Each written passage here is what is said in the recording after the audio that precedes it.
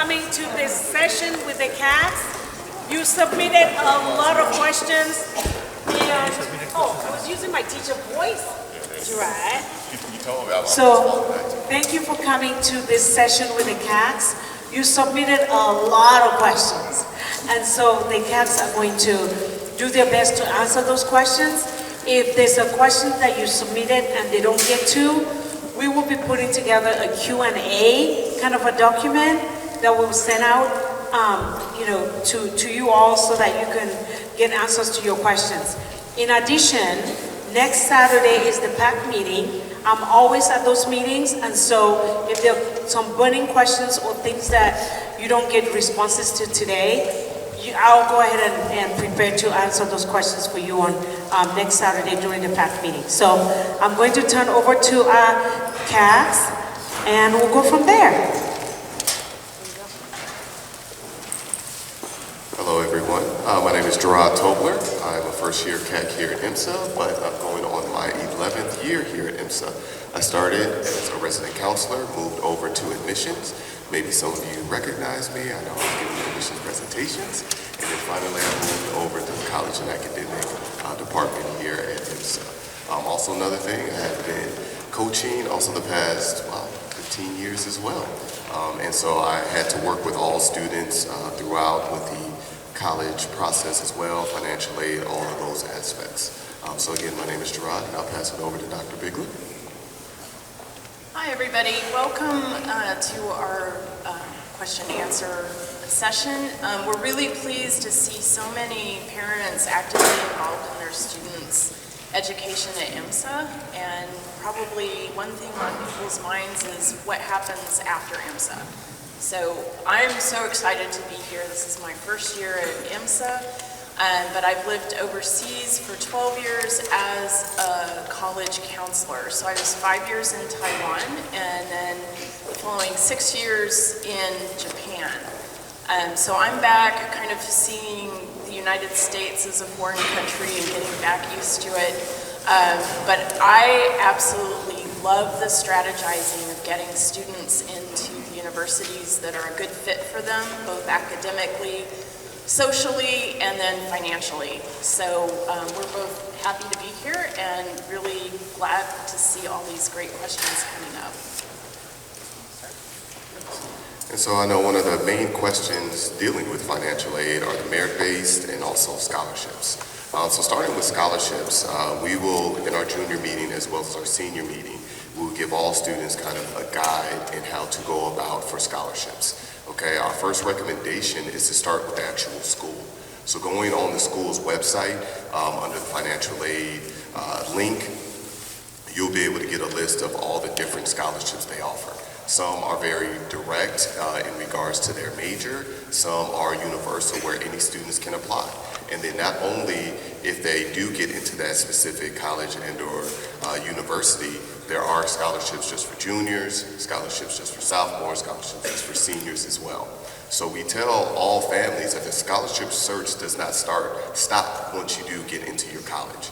It kind of continues, because there are various scholarships that you can still qualify for at those universities. All right, so that is the first point, starting at the college that you are applying to.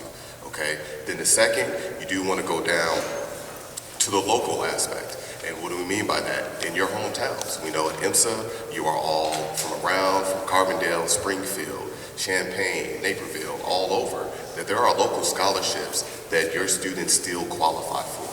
Okay, and you can get that information in a couple of different ways. The easiest is to reach out to the college counselor at the previous high school your student came from.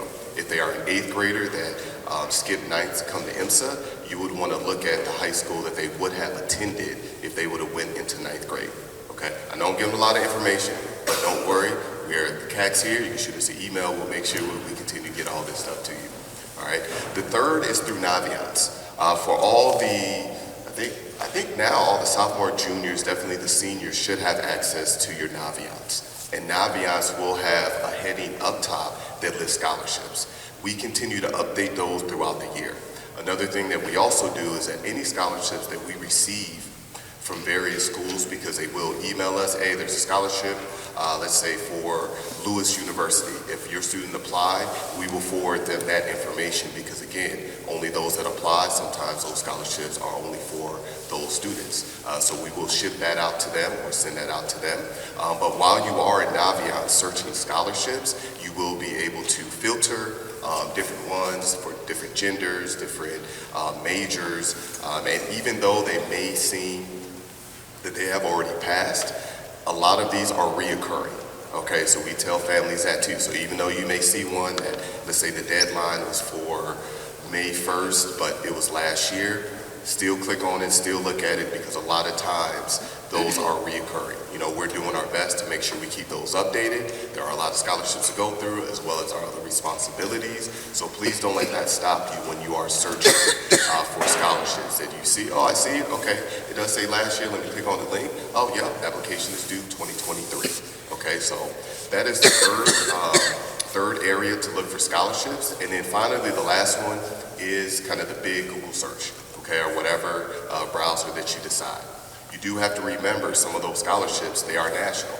We were lucky enough to have a couple of Coca-Cola finalists, but you also got to remember, anyone in the state of Illinois or in the nation can apply for those. So when you do start going in that Google search, it is truly open to everyone that qualifies for it. So those are even bigger scholarships, very competitive, however, not impossible. But that's why we say start with the school, then look at local, Naviance, and then the big Google searches when it is coming to those scholarships. Most of those scholarships will require an essay. Very few are where you just need to put in your name, email, and just call it a day. Okay, and when you do start the scholarship search, another recommendation we have is to create another email account. Because trust me, when you put your information in there, they will bombard you with a lot of different things. So it would be better to have just, you know, maybe your first initials, scholarship email. Like whatever you want to call it, just put it in there. So then that way your email where you get all your bills and everything else, you don't want to have that to just get overwhelmed with it because there is a lot. One question that does come up, oh, should we pay for these scholarship searches? Should we pay for this, pay for that? Our recommendation is no. All right, a lot of that information is free and it's out there. However, if you want someone to help guide you in that process and you are willing and you are able to, by all means you can.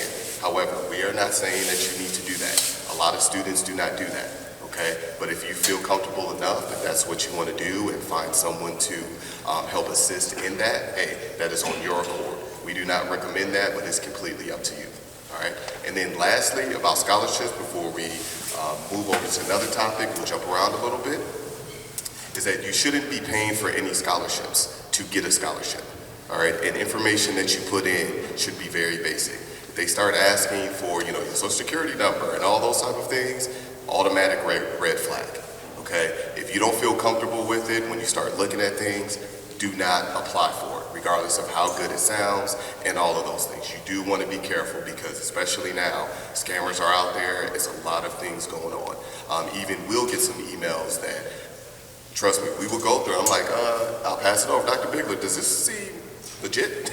Like, you know, before we send it out to families and students. And once we kind of go through that vetting, if we realize, okay, this is appropriate, this is a serious scholarship, then we'll go ahead and post those things. So, I mean, even we get some scams that, you know, they try to come through. So you just want to be careful when it comes to those scholarships, okay?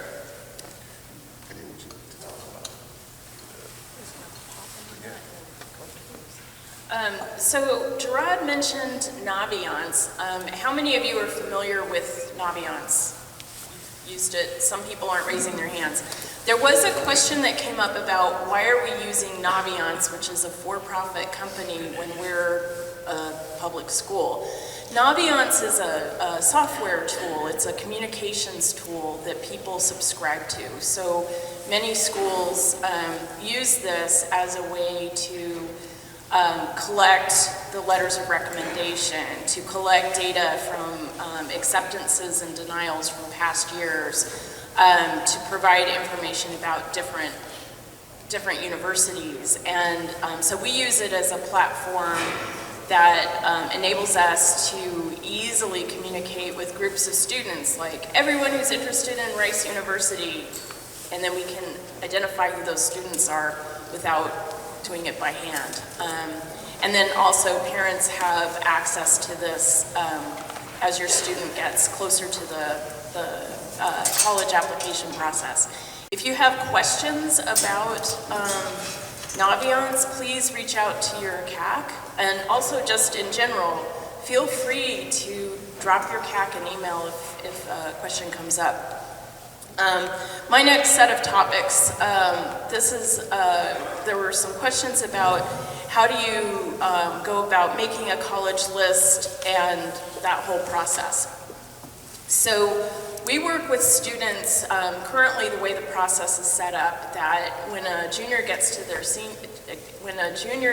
spring semester, we meet with the family and the student in what's called a junior meeting, and the parents prepare some sort of background information to make sure that we're not missing something really important about the student's background or their activities or their personality, so they're able to communicate that to us. And then the student also is doing their part by putting together an initial draft of a resume to make sure that we know what are all the activities that they've been involved in, what honors they've had, what their goals and aspirations are, and maybe the start of a college list. So we have those meetings in the spring of the junior year, and those are ongoing now. So those of you who have juniors are probably getting close to this stage. We've just begun having meetings, and those will continue on through April. And we like to do them in person when it's possible, but if it's a hardship, we can work around that. So that is where a lot of the initial information for the list building. It's such a personal journey that it's really hard to give blanket advice that is going to work for everyone. So we come back to that, what's important to you personally. One of the next steps in the college list making, we have tools in the office. This is one of my favorite books. It's a little hard to get at, but you're going to get more information about this because there is a place online where you can actually get some information for free. We also use this FISC guide a lot, only the most recent version, as well as other guides to help come up with lists that make academic sense, social sense, and financial sense. So helping students prepare for that next step. Someone wrote in and asked about college visits and getting the most out of a college visit. I think we'll have a conversation about this at a later date, but college visits are great, and we really appreciate it when families and students can come in with an open mind and not just be interested in a particular kind of school, but maybe try a smaller school, try a larger school. And how they go about those visits. I know when I go on visits, you get the official tour, you look at the website, it's marketing. They really want you to apply. They want those application numbers high. They want to be able to choose the best students that fit into that university. But going beyond what you can see there is if you have some extra time, go to the cafeteria. Watch what's going on there. Are people sitting alone? Are they sitting in groups? Are they throwing food? Are they studying for a big exam? Are they, what's that atmosphere like? When I go on college visits, I look, and when I see somebody who's, not super intense studying for an exam, I'll say, do you have a few minutes? I'm just a college counselor, or you could say, I'm the parent of a student, or the student could say, I'm a prospective student, do you have a minute to talk to me and ask some questions? And just be aware, just like at IMSA, if you ask one person, you're gonna get sort of one view, but you can get a better feel. Being able to go, like if you're interested in engineering, going to the engineering department, Just get a sense of what's going on there. See if you can talk to some students. Do they have access to a lot of equipment as undergrads and as freshmen? What are those freshman classes like? You know, ask deeper questions. And definitely we're going to keep coming back to this theme, but keeping your mind open to considering some schools that maybe you don't know a lot about, or diving deeper into the ones you think you know is something that's helpful. It can be a great jump start if you have a student who's just not quite into the whole applying to college thing, to be able to go and actually see a school. So they're a good situation. Another question came up to, it was in the list, was what should be considered for pre-med students, what they can look at. And there are many, many pathways into medicine. It's not a certain type of school, but in general, one thing at the end that students who are going to pre-med or to law school or to graduate school is that you need really detailed letters of recommendation from professors in that specific field. So you might consider universities that have a lot of student-teacher interaction, where students are allowed to do research as undergraduates and encouraged to do research as undergraduates.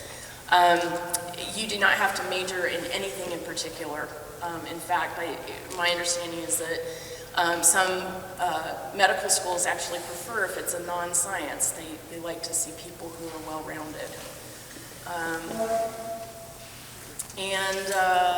Let's see, we had a really lively, I was able to chaperone the students who went to Allstate for band and orchestra this last weekend. We had a lively conversation about the intersection between music and science, and it made me, it brought up a lot of memories for me personally, but also it was really great to kind of underscore that you don't have to drop things that you really love. You don't have to make it all about science.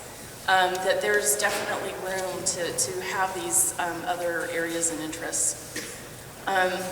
Finally, on this sort of line, there was a question about gap year, and definitely I have, I think, 3 seniors right now who are considering gap years, and it's for different reasons. Some of them are like hot on a big idea that they want to explore before they get bogged down in the requirements of college. Other students in other situations have, basically like they need a break. Some haven't been able to spend just the mental energy to get themselves into the space where they could see being energized and eager to be in college next year. When this comes up, there are lots of great alternatives. It's something that you can talk to your CAC about. Again, this is a very personal journey. One size doesn't fit all, but we want to make sure that all these choices that come up, that they're all honored. We're not all just about go to college right away. There are lots of different sorts of colleges and lots of sorts of different paths. As Dr. Bigler also spoke about, with schools wanting a high number of applicants applying, so that does tie into, a question that came up regarding trends in college acceptance. It is becoming more and more competitive. It is. And I know sometimes y'all don't want to hear that, especially when you hear either your parents or even in ours, like, when you were able to apply, we were able to just go, it wasn't a problem. But you got to remember, Stanford had over 60,000 applications last year. Say that again, they had 60,000 applications, $90 a pop, $5 million that they made. College is a business. Yeah, you like those numbers, right? But that is one of the aspects there. It is becoming more and more and more competitive. Sometimes I wish, this is just my personal opinion, hopefully we can edit this out the video, but if you got rid of Common App, then it'll slow down the process. Because yes, we do recommend students maybe applying to 10, 12 schools, right? But I think for us parents in here, we can say, hey, how many did you apply to? 3, 4. They were primarily mostly local, like unless there was a very specific one, but now students are kind of throwing out a bigger net. And because they're throwing out a bigger net, it's becoming more and more competitive, and so sadly say we feel it is going to continue, but it also means that it's still not impossible though. All right, you still want to put your best foot forward, and regarding grades, regarding your GPA, regarding all those type of things, you do want to put your best foot forward. And I know for sophomores coming in and with parents, what do my son or daughter needs to do? Hey, find their pace, find their place. I know you heard it plenty of times. Find what you need to do to be successful in academics, then find those activities that you're really passionate about so you can continue to grow. That is kind of the main thing you need to do your sophomore year here. Junior year, then yes, you are going to have your schedule, you're still going to be going with your academics, and you're still going to find those activities that you have. One thing that I know a lot of IMSA students do here, and again, from being resident counselor, coming in here at admissions, and now being in this role in the CACs, a lot of students compete against other students. And that is not where you want to go. If you do not like physics, do not take all physics class. Okay? If you love chemistry, you can do more chemistry. And all of our students are successful. Okay? Students have to really figure out what they want to do. And once they do, okay, then you can start narrowing it down. If students are still open and still trying to figure that out, there's still plenty of time. We have seen plenty of students apply to schools undecided, and they still get admitted to great colleges that fit, not only socially, academically, but also financially. Okay? So parents, beyond popular belief, it's okay if they don't know what they want to do. All right? But one thing I do know for my child, they'll be at my house at 18 though. So those things will work, right? But they are still trying to figure those things out. But the most important, and some of the top things that schools will look at are those grades, all right? And for those schools that are test optional, they will look at SAT scores or ACT. It doesn't matter which one students take, it can be the SAT or ACT, and in our meetings, while we give this information out, that for those test optional schools, if you meet or exceed the average SAT or ACT scores, then send them in. If it's below, don't send it in. And that's the recommendation there. So that does kind of help alleviate a little bit. And for those students that really don't want to take it, parents, don't fight your students over it. Just be like, okay, apply to schools that don't accept the standardized test. And then that kind of alleviates that. But it also will narrow certain schools, because some of the more selective schools, they will expect an SAT score, ACT score. Okay, so that is one thing to keep in mind. All right.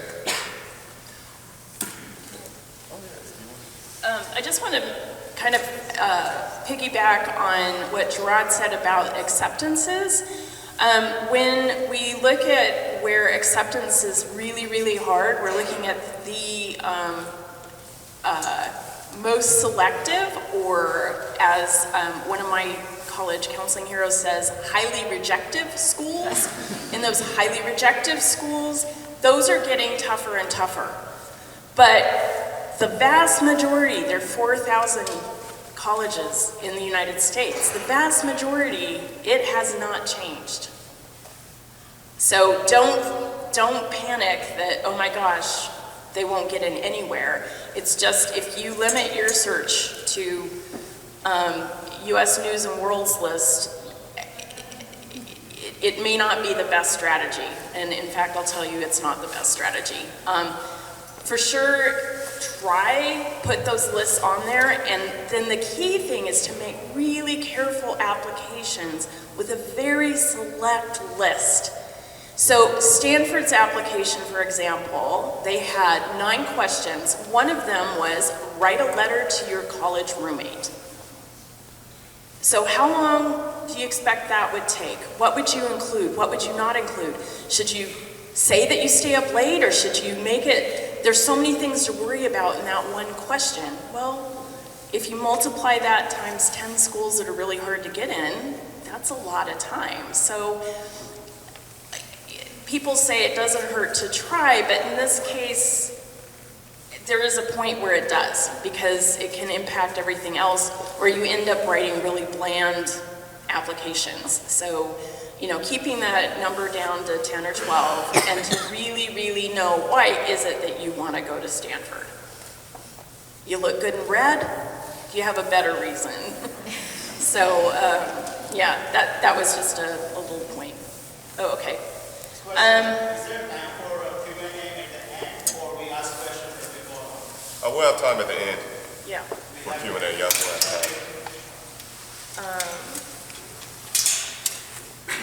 time. Okay. So there were questions about IMSA's grade score, and this has come up again and again, because probably your students' freshman year, they might have been in a situation where they had weighted grades, or they got extra points for doing AP classes, and at IMSA, it's all the same. So I know this is a topic that comes up again and again, but understand that when universities are looking at these grade points, for the most part, they are recalculating them. So IMSA's position of not including a GPA on their transcripts is more and more common. This is not a strange thing in college admissions.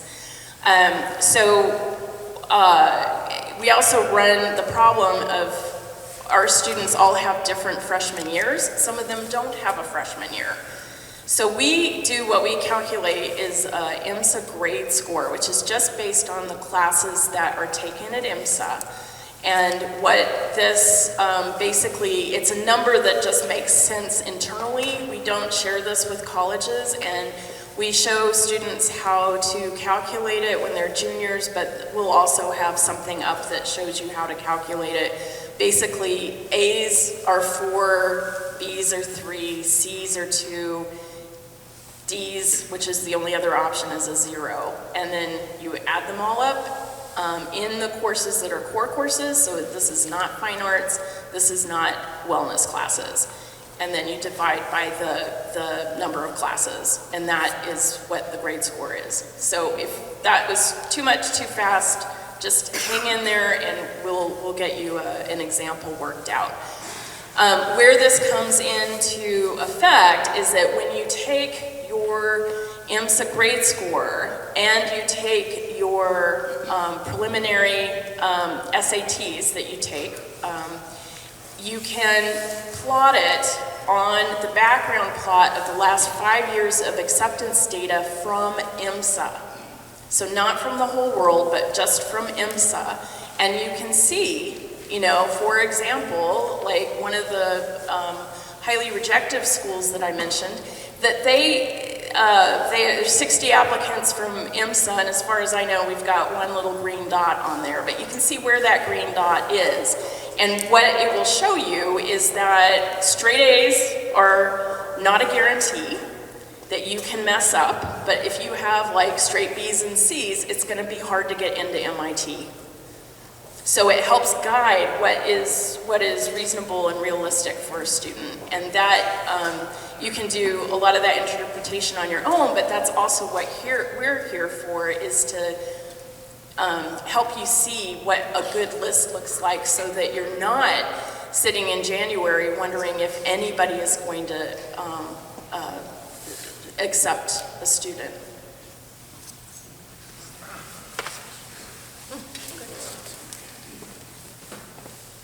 So now we're ready to take questions from the audience. Gerard is our roving reporter.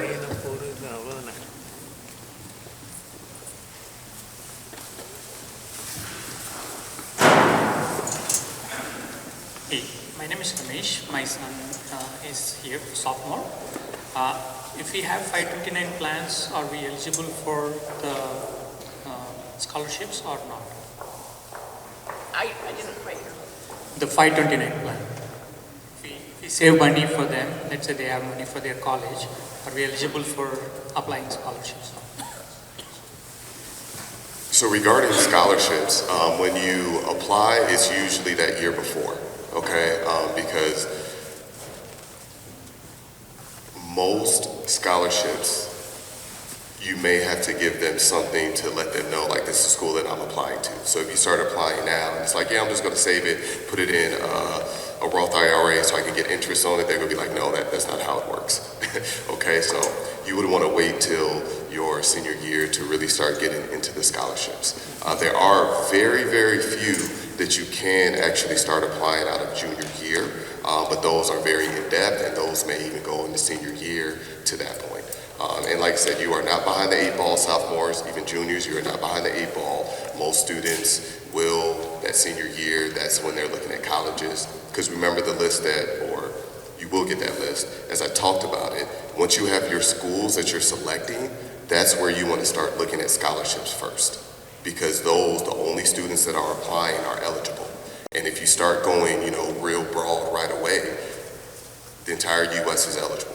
So once you have your list, 10 to 12, I know some students will have more. Hey, I'm your biggest cheerleader, I'm going to support you. But if you have 20 plus schools, that's a lot of scholarships you got to look through, because you want to start there, because only those students will be eligible in those scholarships. Right?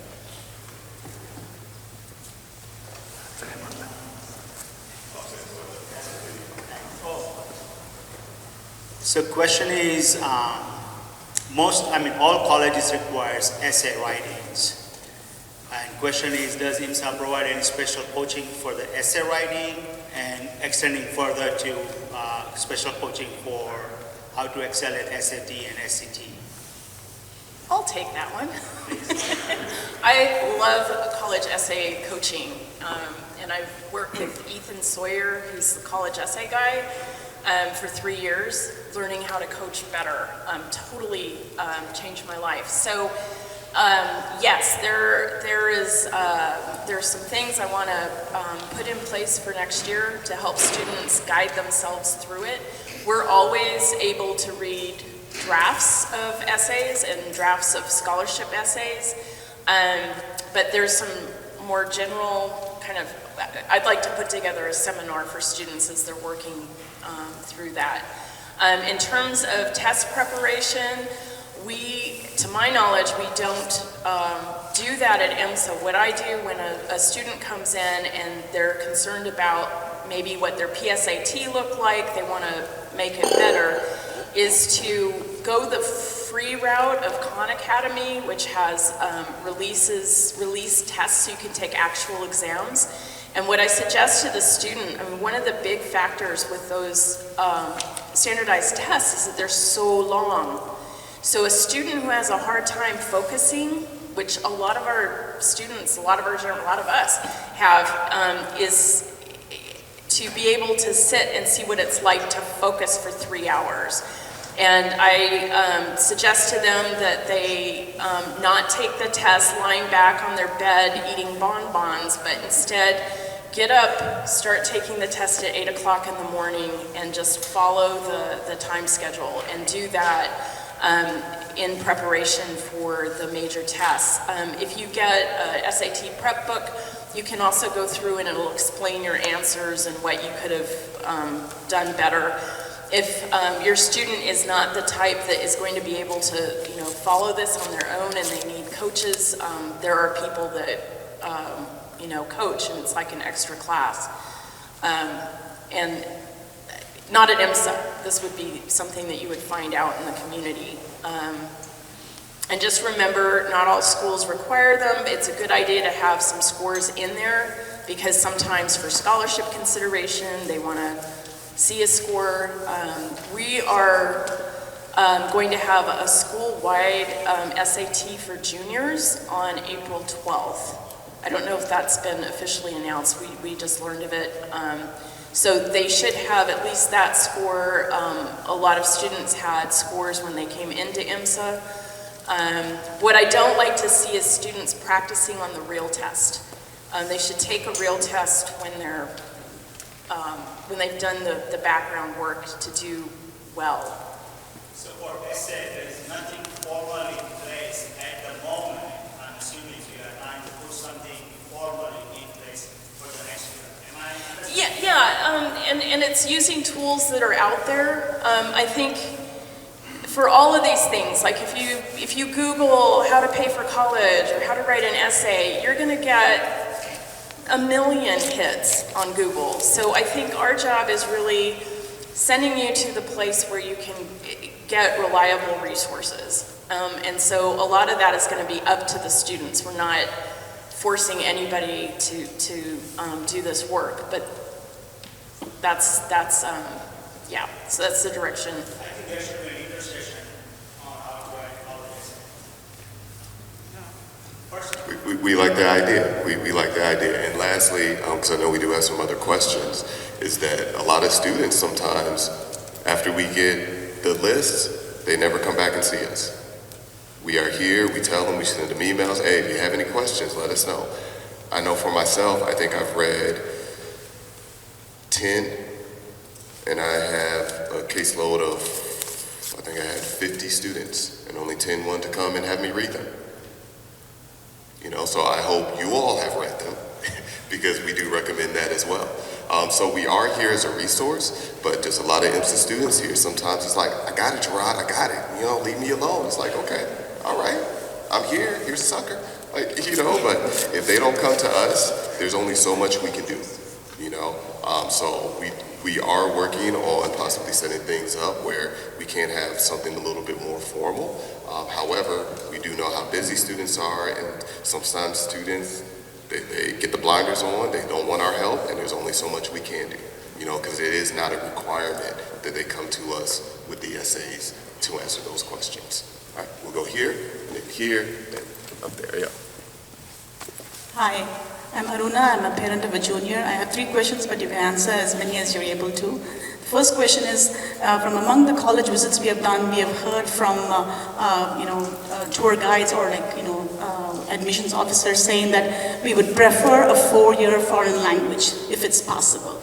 But our student who's doing Mandarin Chinese and doing Chinese 3 does not have a sequence yet. So when we spoke to the teacher, they said they have kind of proposed to the administration for a possibility of Chinese 4. So this is a question and a request, if it's possible, to consider that, because we are constantly hearing from colleges, at least that we are touring, that they will prefer the 4-year foreign language sequence. So that's one thing.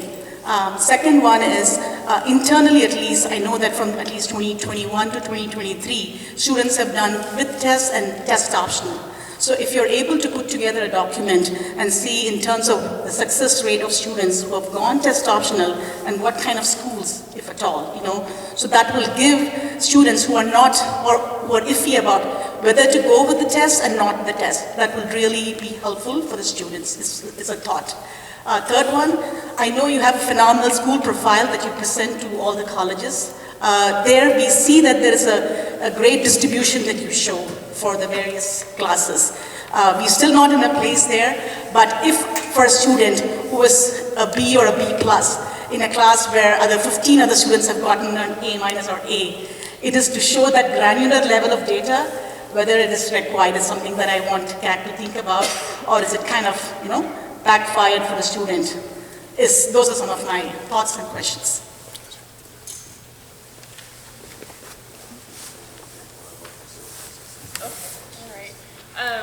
Okay, for the test versus test optional question, it's something that college counselors in the greater professional community are thinking about a lot. It really comes down to the individual student and the individual schools. What we're trying to decipher and not getting very far is, because we don't have access to all the data, is what is the acceptance rate, let's say, random school. If a student applies to random school, test optional, and is with a certain GPA, and they apply there with a test, is the acceptance rate higher for students who provide the test, given everything else being equal? So it's a really complicated question, even at the school level. When they don't release that data, they probably have that data. And we know that some schools are all about going test optional. It's a question of equity, college access, a philosophy of the school. Certain schools won't even look at them. Reed College springs to mind, you can't send them SAT scores. They won't even look at them.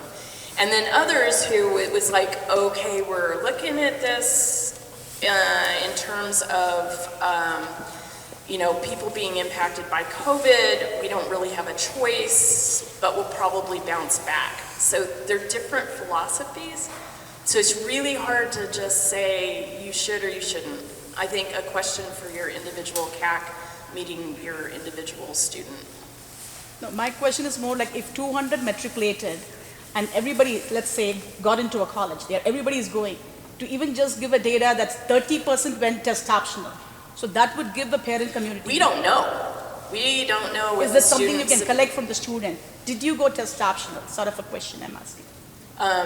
We don't have plans to do that, but I guess it's something that we could look at. But we certainly don't have that information. Because our school, like our public school, they are actually starting to collect the data.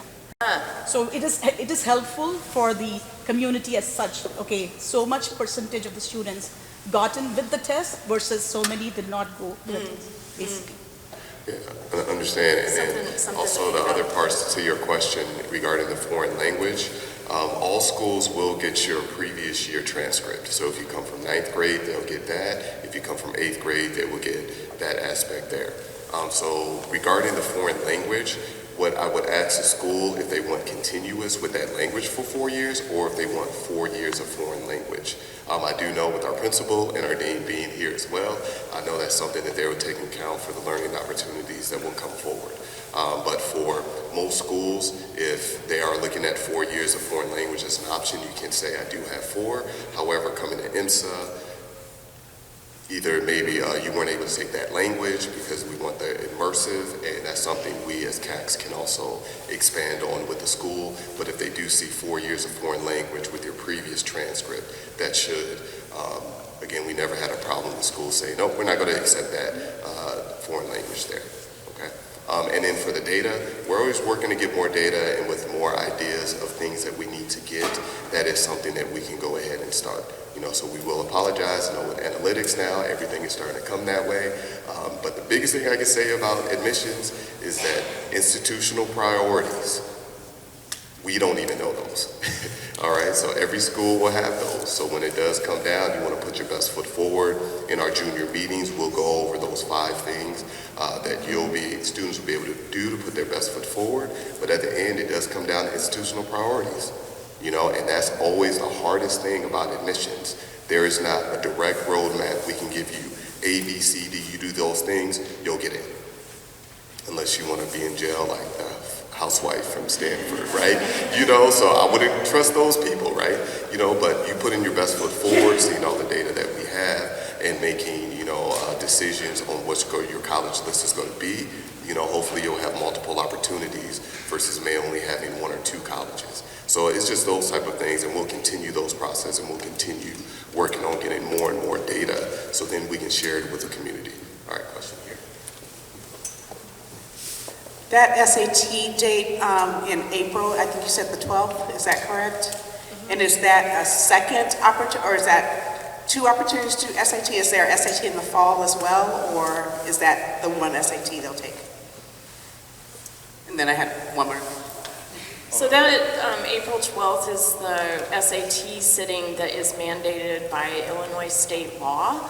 So your student can register on their own and take other tests. But if they take that test and they blow the top off of it, hopefully that's all they need to do. And then my second question was probably a variation on a theme. It's about how,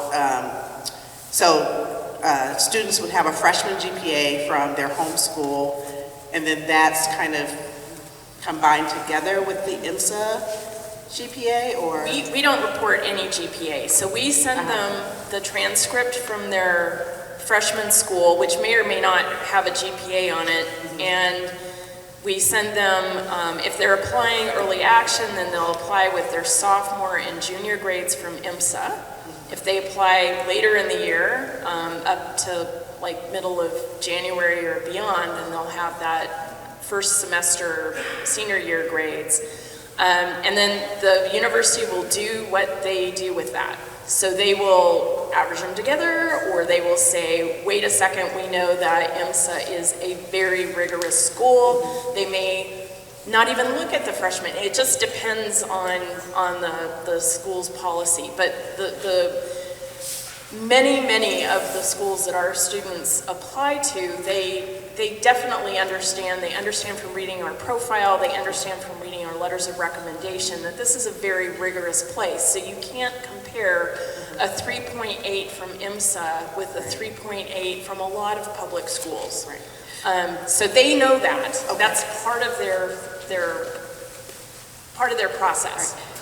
Oh, okay, because the second part of my question is because for many of us, our local school and IMSA are two night and day kind of situations, and yeah, particularly with regard to GPA or whatever, and some of the early college searches have like some pretty specific cutoffs, particularly around like scholarships, like it has to be this GPA and this test score, and it sometimes doesn't always translate very well to the IMSA experience, so I'm wondering if you have any trends or thoughts about that. We've been talking about this in the college counseling office, and I'm halfway through this, inquiring at a couple of schools on behalf of a parent to see what their process is and if there's a way they can bump them. I talked to a rep from Creighton University, which is a highly selective liberal arts school. It leads great path to medicine and other things. She said that she was thrilled that we do not have a GPA on our transcript because she goes in and she does them by hand. This is at a smaller university, but she gives us a little IMSA bump. So when you're looking at big state schools, they tend to, like, the only fair way to do this is use an algorithm, which may not be great for us. They tend to do that. Do they do it all the time? I don't know, and there are so many schools to look at, but we are aware of it and we are investigating it. Same thing as, you get some 5.5 GPAs, like how is that even possible? And, that doesn't seem fair. So it's with these schools that are so big, get so many applications that they just have to use an algorithm. I don't think it's, necessarily the most fair way to go about college applications or scholarship allocation, but the schools who know who we are, they really love us and know who we are. They know what that 3.8 means. And do we have a list of the schools who know who we are? Talk to your CAC. Talk to me, yeah. And then lastly, about that, with applying for scholarships, okay, we tell all of our students to utilize a 4.0 scale, okay? Include your 9th grade. So an A is 4, B is 3, C is 2, etc., right? And if there are a lot of scholarships that you may apply for that we will go ahead and we have to send in your transcripts, we'll be able to list on there, we do not calculate a GPA. So that is also another thing to keep in mind. But if they do require a GPA, go ahead, put in your GPA, okay? 90% of the time you are able to upload, or we are able to upload the CAC profile, so then they may look at the GPA a little bit different, so my view is that if you qualify for all of those things in a scholarship, and it's not too much work that you have to do, that if they say you got to have a perfect 4.0, but with all of your grades from 9th, including IMSA, it may be 3.9, still apply for it. Because if you don't apply, it's automatic no. Okay, so that's just my recommendation when it comes to those scholarships. Thank you.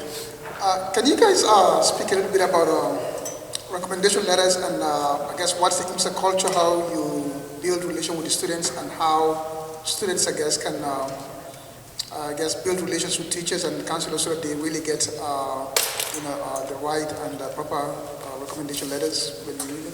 Thank you. Can I take this one? Oh, okay. So typically what we're looking for with recommendation letters is a student will have one teacher recommendation from somebody that has taught them in preferably the last year and preferably at IMSA. in humanities, so like English, languages, somewhere in the humanities, and then one from the math science side, because some schools are very specific about that spread. So the teacher letters of recommendation are going to speak to how that student approaches the subject. It might talk about their particular thinking skills, how they solve problems, how they meet with defeat and keep going, how they work with others in the classroom, those sorts of things that are subject specific. Definitely personalized, and with the class sizes we have at IMSA, teachers really do get to know their students well on that level. So those are 2 teacher letters of recommendation. Then each student will get a letter of recommendation from their CAC. So we have 4 CACs, and we're divided by, we each get a quarter of the alphabet. And so we first meet every single junior. Sometimes we've known them before. Oftentimes sophomores come in. But we meet those juniors in the spring of the junior year, and that's kind of a getting acquainted with the situation. There's nothing evaluative about it. It's just, who are you? What makes you tick? What is wonderful about you? Then we're in contact with that student over the summer, not over the summer, but before the summer, and then when they come back in the fall, we have a senior meeting where they bring in their senior list. And for me, this was my first year at IMSA, so I was meeting students that 2 months before I didn't know. So the focus of those meetings for me was really to pull out what is the gold here, what sets you apart from your classmates, how can I package this in the best way? How can I explain that you got a C in calculus, but you want to be an engineer? I can explain those sorts of things in that letter. And then that's the counselor letter. Sometimes there are additional letters or letters that can be written to the counselor that then some other aspects are included. But it's basically those 3. All 3 of those are going to be really positive, supportive letters. If somebody can't write a positive letter, they should not be writing a letter of recommendation. So students should not be afraid about this.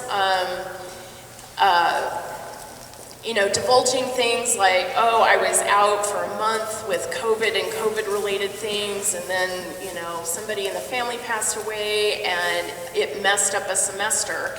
I have a conversation with my student to say, is it all right for me to mention this as an explanation about why there's a little blip in your transcript. So those are the sorts of things that go on. The counselor letter is really for the context within the whole school. And so definitely in general, anyway, regardless of the college application process, your students should be interacting with their teachers. They should be getting help when they need it. They should be talking to their teachers when they get really super excited about black holes and they're looking for outside information to read. Fostering those relationships is really important. I'm really proud of our CAC team. I think all 4 of us are really approachable. We're nice people, and we have this in mind. So feel free to suggest, hey, stop in and see your CAC, and get acquainted. If there are things like I had a parent reach out because their son won a national award. Brag about your kids. Send us emails, okay? It was really great to hear about that. Yeah, not just at the junior parent meeting, but all the way through. Let us know if there's something we need to be especially careful with, or you just want to brag. All right, we do want to say thank you for your time. I will ask you one-on-one here. But yes, we want to thank you for your time, because we know next we have our SIR and internship, correct? Did I say that correctly? For our next meeting. Thank you so much for being here.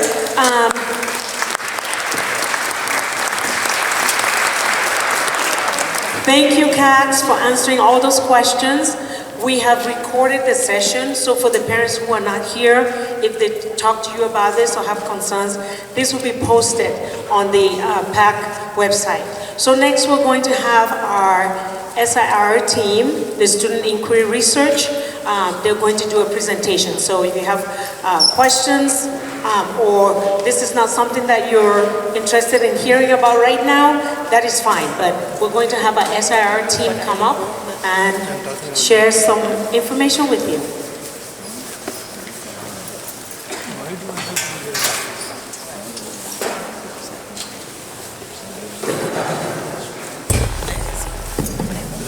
They're going to take a quick few minutes to get set up. If you're sitting in the back, there's a lot of space down here, so come on down.